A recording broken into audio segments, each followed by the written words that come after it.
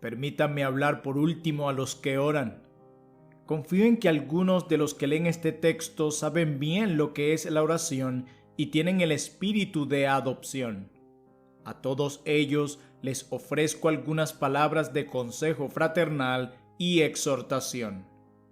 Se ordenó que el incienso ofrecido en el tabernáculo se hiciera de una manera particular. No todo tipo de incienso serviría. Recordemos esto y tengamos cuidado con el motivo y la forma de nuestras oraciones. Hermanos que oran, si algo sé del corazón de un cristiano, es que se cansa con frecuencia de sus propias oraciones. Esto significa que no has comprendido las palabras del apóstol. Así que, queriendo yo hacer el bien, hallo esta ley, que el mal está en mí. Romanos capítulo 7, verso 21. Y solo lo harás profundamente cuando estés de rodillas. Puedes entender las palabras de David: los pensamientos vanos aborrezco. Salmo 119, verso 113. Reina Valera 1909. Puedes simpatizar con Hottentot, ese pobre convertido a quien se escuchó orar: Señor, líbrame de mis enemigos y sobre todo de ese hombre malo que soy yo mismo. Hay pocos hijos de Dios que a menudo no asimilan el tiempo de la oración como un tiempo de conflicto. El diablo tiene una ira especial contra nosotros cuando nos ve de rodillas. Sin embargo, creo que debemos tener gran desconfianza de esas oraciones que no nos costaron ningún problema.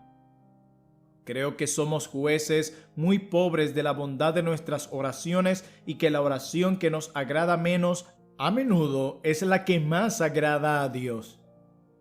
Sufre conmigo como compañero en la lucha cristiana y permite que te ofrezca unas palabras de exhortación. Una cosa al menos que todos sentimos: debemos orar. No podemos renunciar. Debemos continuar. La posición. Recomiendo tu atención acerca de la importancia de la reverencia y la humildad en la oración. Nunca olvidemos lo que somos y lo solemne que es hablar con Dios. Tengamos cuidado de apresurarnos a su presencia con descuido y ligereza. Digámonos: estoy en tierra santa. Esta no es otra que la puerta del cielo. Si yo no deseo lo que digo, estoy jugando con Dios. Si oro con iniquidad en mi corazón, el Señor no me escuchará. Tengamos en cuenta las palabras de Salomón: no te des prisa con tu boca, ni tu corazón se apresure a proferir palabra delante de Dios, porque Dios está en el cielo y tú sobre la tierra. Eclesiastés capítulo 5, verso 2. Cuando Abraham habló a Dios, dijo que él era polvo y ceniza. Así lo enseña Génesis capítulo 18, verso 27. Cuando Job habló con Dios, dijo: yo soy vil. Así lo declara Job capítulo 40, verso 4. Hagamos nosotros lo mismo. Te recomiendo la importancia de orar espiritualmente. Quiero decir con esto que debemos trabajar siempre para tener la ayuda directa del Espíritu en nuestras oraciones y tener cuidado de no convertirlo en un formalismo. La oración privada es una de las cosas espirituales que más fácilmente se pueden convertir en un formalismo. Podemos, sin darnos cuenta, caer en el hábito de usar las palabras más aptas posibles y ofrecer las peticiones más espirituales y, sin embargo, hacerlo todo de memoria sin sentirlo y caminar todos los días alrededor de un viejo camino trillado. Deseo tocar este punto con cuidado y delicadeza. Sé que hay ciertas cosas importantes que a diario necesitamos y que no es necesariamente formalismo el pedir estas cosas con las mismas palabras. El mundo, el diablo y nuestros corazones son lo mismo todos los días. Necesariamente tenemos que repasar todos los días el antiguo terreno, pero esto digo, Debemos ser muy cuidadosos en este punto. Si el esqueleto y el esquema de nuestras oraciones por el hábito son casi una fórmula, esforcémonos para que las vestiduras y el contenido de nuestras oraciones se eleven en el espíritu lo más alto posible. En cuanto a la oración, siguiendo un libro en nuestras devociones privadas, es un hábito que no puedo alabar. Si podemos decir a nuestros médicos el estado de nuestros cuerpos sin un libro, deberíamos ser capaces de decir el estado de nuestras almas a Dios. No tengo ninguna objeción a que un hombre use muletas cuando se está recuperando de una extremidad rota. Es mejor usar muletas que no caminar en absoluto. Pero si lo vemos toda la vida en muletas, pienso que no es algo que deba ser alabado.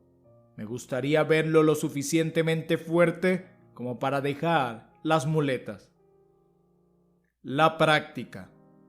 Te recomiendo además la importancia de hacer de la oración una actividad cotidiana de vida. Podría decir algo sobre el valor de las horas que se dedican con regularidad durante el día para la oración. Dios es un Dios de orden. Las horas de sacrificio de la mañana y de la tarde en el templo judío no se establecieron sin ningún sentido. El desorden es eminentemente uno de los frutos del pecado. Pero yo no voy a condenar a nadie en este sentido. Solo digo esto: es esencial para la salud de tu alma hacer de la oración una parte de lo que haces cada 24 horas del día. Así como dedicas tiempo para comer, dormir y trabajar, así también dedica tiempo a la oración. Elige tu propio horario y tus propios tiempos. Por lo menos, habla con Dios en la mañana antes de hablar con el mundo, y habla con Dios en la noche después de haber terminado con el mundo. Pero establece en tu mente que la oración es una de las grandes cosas de todos los días. No lo lleves a un rincón. No le des las sobras y desperdicios de tus deberes diarios. Cualquier otra cosa se convierte en un deber. Convierte a la oración en un deber. Te recomiendo la importancia de la perseverancia en la oración. Una vez que hayas iniciado el hábito, nunca te des por vencido. Tu corazón a veces dirá: ya tuviste la oración en familia.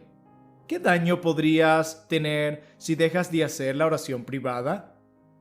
Tu cuerpo a veces te dirá: estás enfermo o con sueño o cansado, no es necesario orar. A veces tu mente te dirá: tienes asuntos más importantes que atender hoy, acorta tus oraciones. Mira todas las sugerencias que vienen directamente de Satanás. Todas son tan buenas como decir: descuida tu alma. No digo que las oraciones siempre deben ser de la misma duración, pero sí digo: no permitas que ninguna excusa te haga renunciar a la oración. Pablo dijo: perseverad en la oración y orad sin cesar. Colosenses capítulo 4, verso 2 y primera carta a los Tesalonicenses capítulo 5, verso 17. Él no quiso decir que los hombres deben estar siempre de rodillas, pero sí quiso decir que nuestras oraciones deberían ser como el holocausto permanente, con constancia y perseverancia todos los días, que deberían ser como la sementera y la siega, el verano y el invierno, que se presentan sin cesar en temporadas regulares, que deberían ser como el fuego sobre el altar, que no siempre consume sacrificios, pero que nunca se apaga por completo. Nunca olvides que puedes unir tus oraciones matutinas con las vespertinas por medio de una cadena interminable de continuas y cortas oraciones durante todo el día. Incluso en compañía, en tu lugar de labores o en la misma calle, puedes enviar silenciosamente pequeños mensajeros alados a Dios, como lo hizo Nehemías en la misma presencia de Artajerjes. Así lo enseña Nehemías capítulo 2, verso 4. Y nunca pienses que se pierde el tiempo que se le da a Dios. Una nación no se empobrece porque pierde un año por cada 7 de trabajo por guardar el día de reposo. A la larga, un cristiano nunca encuentra que sea un perdedor por perseverar en la oración. La actitud. Te recomiendo la importancia de la sinceridad en la oración. No es necesario que un hombre grite o levante la voz o haga mucho ruido para demostrar que habla en serio. Pero es deseable que seamos sinceros, fervorosos y cálidos y preguntarnos si realmente estamos interesados en lo que estamos haciendo. La oración eficaz del justo puede mucho. Santiago capítulo 5, verso 16. Esta es la lección que nos enseñan las expresiones utilizadas en las Escrituras acerca de la oración. Esta es asociada con llorar, golpear, luchar, trabajar y esforzarse. Esta es la lección que nos enseñan los ejemplos de las Escrituras. Jacob es uno de ellos. Él le dijo al ángel en Peniel: no te dejaré si no me bendices. Génesis capítulo 32, verso 26. Daniel es otro. Escucha cómo le suplicó a Dios: oye, Señor, oh Señor, perdona. Presta oído, Señor, y hazlo. No tardes por amor de ti mismo, Dios mío. Daniel capítulo 9, verso 19. Nuestro Señor Jesucristo es otro. Está escrito de él, y Cristo en los días de su carne, ofreciendo ruegos y súplicas con gran clamor y lágrimas. Hebreos 5, verso 7. ¡Ay, qué diferente es esto a muchas de nuestras súplicas! ¡Qué mansas y tibias parecen en comparación! Cuán verdaderamente Dios podría decirnos a muchos de nosotros: realmente no deseas por lo que oras. Tratemos de corregir esa falta. Toquemos con fuerza la puerta de la gracia, como misericordia en el progreso del peregrino, como si fuésemos a perecer a menos que seamos escuchados. Determinemos en nuestras mentes que las oraciones frías son un sacrificio sin fuego. Recordemos la historia de Demóstenes, el gran orador. Cuando alguien se le acercó y éste quería defender una causa, él lo escuchó sin prestar atención mientras que le contaban la historia sin sinceridad. El hombre notó esto y gritó con ansiedad que todo era verdad. «Ah», dijo Demóstenes, «ahora te creo. Te recomiendo la importancia de orar con fe». Debemos esforzarnos por creer que nuestras oraciones son escuchadas y que si pedimos cosas de acuerdo a la voluntad de Dios, Él va a contestar. Este es el claro mandato de nuestro Señor Jesucristo. Os digo que todo lo que pidiereis orando, creed que lo recibiréis y os vendrá. Marcos capítulo 11, verso 24. La fe es a la oración lo que es la pluma para la flecha. Sin ella, la oración no da en el blanco. Deberíamos cultivar el hábito de suplicar promesas en nuestras oraciones. Deberíamos llevarnos con nosotros algunas promesas y decir: Señor, aquí está tu propia palabra prometida. Haz por nosotros lo que has dicho. Este era el hábito de Jacob, Moisés y David. Salmo 119 está lleno de peticiones según tu palabra. Sobre todo, debemos cultivar el hábito de esperar respuestas a nuestras oraciones.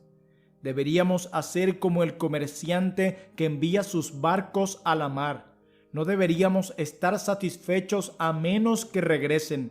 Por desgracia, este es uno de los temas en el cual los cristianos se quedan cortos. La iglesia en Jerusalén hacía oración sin cesar por Pedro en prisión, pero cuando la oración fue contestada, difícilmente lo creyeron. Así lo podemos leer en Hechos capítulo 12, verso 15. Esta es una frase solemne de Robert Rell. No hay una señal más segura de trivialidad en la oración que cuando los hombres descuidan lo que obtienen con la oración. El pedir. Te recomiendo además la importancia de la valentía en la oración. Hay una familiaridad indecorosa en las oraciones de algunos hombres que no puedo alabar. Pero existe algo como la valentía santa que es extremadamente deseable. Me refiero a la valentía de Moisés cuando le suplica a Dios que no destruya a Israel. Porque, dice él, han de hablar los egipcios diciendo, para mal los sacó, para matarlos en los montes y para raerlos de sobre la faz de la tierra. Vuélvete del ardor de tu ira. Éxodo capítulo 32, verso 12. Me refiero a tanta valentía como la de Josué cuando los hijos de Israel fueron derrotados ante los hombres de Jai. ¿Qué, dice él, harás tú a tu grande nombre? Josué capítulo 7, versículo 9. Esta es la valentía por la cual Lutero fue notable. Alguien que lo escuchó orar dijo, ¡qué espíritu! ¡Qué confianza había en sus propias expresiones! Con tal reverencia dijo, como un mendigo ante Dios, y sin embargo, con tanta esperanza y seguridad, como si hablara con un padre o un amigo amoroso. Esta es la valentía que distinguió a Bruce, un gran escocés y respetado teólogo del siglo XVII. Se decía que sus oraciones eran como rayos disparados al cielo. Así también me temo que lamentablemente nos quedamos cortos. No nos damos cuenta suficientemente de los privilegios del creyente. No suplicamos tan a menudo como pudiésemos. Señor, ¿no somos tuyos? ¿No es para tu gloria que seamos santificados? ¿No es para tu honor que tu evangelio debería aumentar? Te recomiendo la importancia de la plenitud en la oración. No olvido que nuestro Señor nos advierte contra el ejemplo de los fariseos que por pretexto hacían largas oraciones y nos ordena que al orar no usemos vanas repeticiones. Así lo enseña Marcos capítulo 6, verso 7. Pero no puedo olvidar, por otra parte, que Él ha dado su propia aprobación a las grandes y largas oraciones devocionales cuando Él mismo pasaba toda la noche en oración a Dios. En todo caso, no es probable que hoy erremos por orar demasiado. ¿No debería temer que muchos creyentes en esta generación oren demasiado poco? ¿No es la cantidad de tiempo efectivo que muchos cristianos dedican a la oración en conjunto muy pequeña? Me temo que estas preguntas no pueden responderse satisfactoriamente. Me temo que las devociones privadas de muchos de ellos son terriblemente escasas y limitadas, lo suficiente como para demostrar que están vivos y nada más. Realmente parecen querer poco de Dios. Parecen tener poco que confesar, poco pedir y poco que agradecer. Por desgracia, esto está completamente mal. Nada es más común que escuchar creyentes que se quejan porque no van bien. Nos dicen que no crecen en la gracia como ellos desearían. ¿No es más bien sospechar que muchos tienen toda la gracia que ellos piden? ¿No es el relato verídico de muchos que tienen muy poco porque piden muy poco? La causa de su debilidad se encuentra en sus propias atrofiadas, enanas, recortadas, contraídas, apresuradas, estrechas y diminutas oraciones. No tenéis, porque no pedís. Así lo declara Santiago capítulo 4, versículo 2. Oh, no estamos limitados por Cristo, sino por nosotros mismos. El Señor dice, abre tu boca y yo la llenaré. Salmo 81, versículo 10. Pero somos como el rey de Israel que golpeó 3 veces el suelo y se detuvo cuando debería haber golpeado 5 o 6 veces, como lo enseña segundo libro de Reyes, capítulo 13, versos 14 al 19. Te recomiendo la importancia de la particularidad de la oración. No debemos contentarnos con peticiones generales. Deberíamos especificar nuestras necesidades ante el trono de la gracia. No debería ser suficiente confesar que somos pecadores. Debemos nombrar los pecados de los cuales nuestra conciencia nos dice que somos más culpables. No debería ser suficiente pedir por santidad. Debemos nombrar las gracias en las que somos más deficientes. No debería ser suficiente decirle al Señor que estamos en problemas. Debemos describir nuestro problema y todas sus peculiaridades. Esto es lo que hizo Jacob cuando temió a su hermano Esaú. Él le dijo a Dios exactamente cuáles eran sus temores. Así lo podemos leer en Génesis capítulo 32, verso 11. Esto es lo que Eliezer, cuando buscaba una esposa para el hijo de su amo, él manifiesta delante de Dios precisamente lo que necesita. Así lo leemos en Génesis capítulo 24, verso 12. Esto es lo que hizo Pablo cuando tenía un aguijón en la carne. Suplicó al Señor, según segunda carta a los Corintios capítulo 12, verso 8. Esta es la verdadera fe y la verdadera confianza. Debemos creer que nada es demasiado pequeño para ser dicho ante Dios. ¿Qué deberíamos pensar del paciente que dijo a su médico que estaba enfermo pero nunca entró en detalles? ¿Qué deberíamos pensar de la esposa que le dijo a su marido que ella no era feliz pero no especificó la causa? ¿Qué deberíamos pensar del niño que le dijo a su padre que estaba en problemas pero nada más? Cristo es el verdadero esposo del alma, el verdadero médico del corazón, el verdadero padre de todo su pueblo. Demostremos que sentimos esto viniendo sin reservas en nuestra comunicación con Él. No le ocultemos ningún secreto. Digámosle todo lo que hay en todos nuestros corazones. Te recomiendo la importancia de la intercesión en nuestras oraciones. Todos somos egoístas por naturaleza y nuestro egoísmo es muy hábil para adherirse a nosotros incluso cuando estamos convertidos. Hay una tendencia en nosotros a pensar solo en nuestras propias almas, nuestros propios conflictos espirituales, nuestro propio progreso en la religión y olvidar a los demás. Contra esta tendencia que todos tenemos, debemos vigilar y esforzarnos y hacerlo enfático en nuestras oraciones. Deberíamos estudiar para que nuestro espíritu se enfoque más en lo público. Deberíamos inquietarnos y mencionar otros nombres además del nuestro ante el trono de la gracia. Deberíamos tratar de llevar al mundo entero en nuestros corazones, los paganos, los judíos, los católicos romanos, el cuerpo de verdaderos creyentes, las iglesias protestantes profesantes, el país en el cual vivimos, la congregación a la que pertenecemos, el hogar con los que habitamos, los amigos y parientes con los que estamos en contacto. Por todos y cada uno de ellos debemos pedir. Esta es la mayor caridad. El que me ama mejor, me ama en sus oraciones. Esto es para la salud de nuestra alma.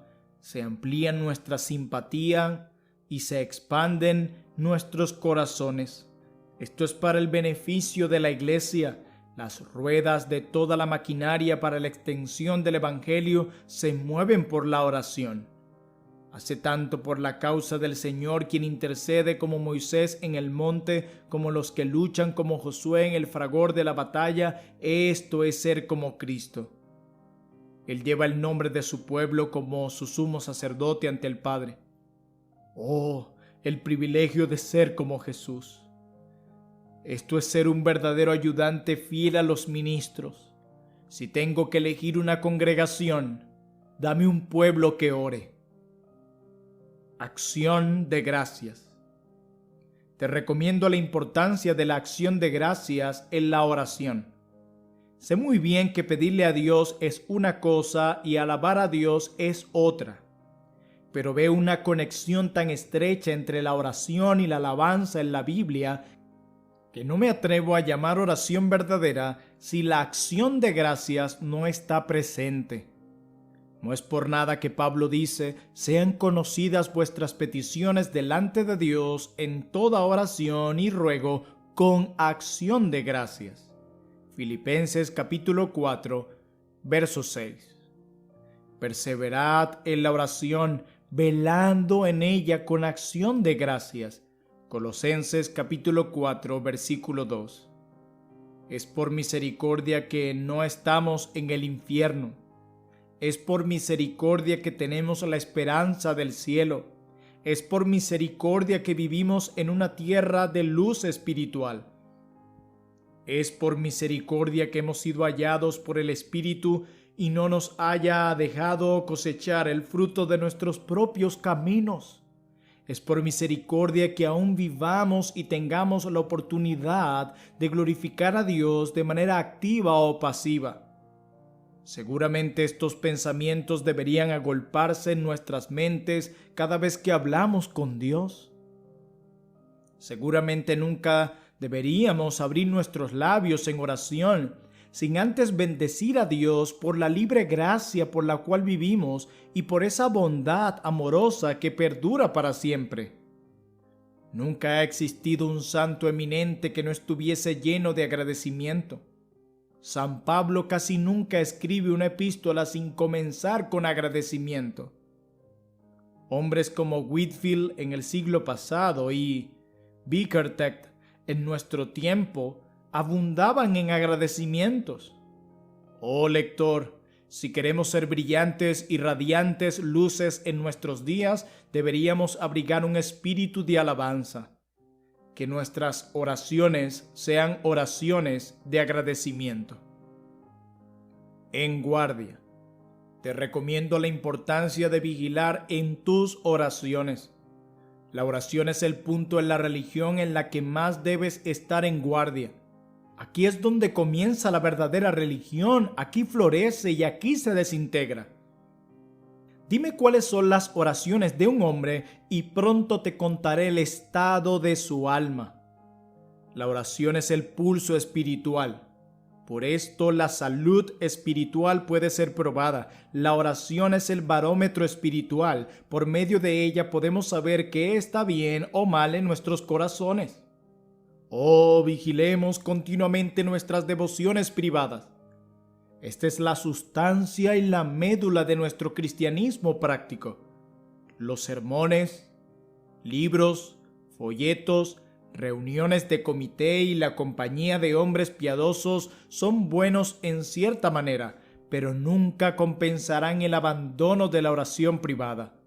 Identifica muy bien los lugares, sociedades y compañías que perturban la comunión con Dios en tu corazón y haz que tus oraciones prevalezcan fuertemente. Hay que estar en guardia. Observa estrictamente qué amigos y qué ocupaciones dejan tu alma en un marco más espiritual y más dispuesto para hablar con Dios. A estos aférrate. Si cuidas tus oraciones, nada irá mal con lo que respecta a tu alma. Te ofrezco estos puntos para tu consideración privada. Lo hago con toda humildad. No conozco a nadie que necesite más que se le recuerde de esto que a mí mismo. Pero creo que son la verdad de Dios y deseo que tanto yo como todos los que amo podamos apreciarlos más. Deseo que los tiempos en que vivimos sean tiempos de oración. Deseo que los cristianos de nuestro tiempo sean cristianos que oran. Deseo que la iglesia sea una iglesia que ora. El deseo de mi corazón y mi oración al enviar este tratado es promover un espíritu de oración. Deseo que aquellos que nunca han orado se levanten y pidan a Dios.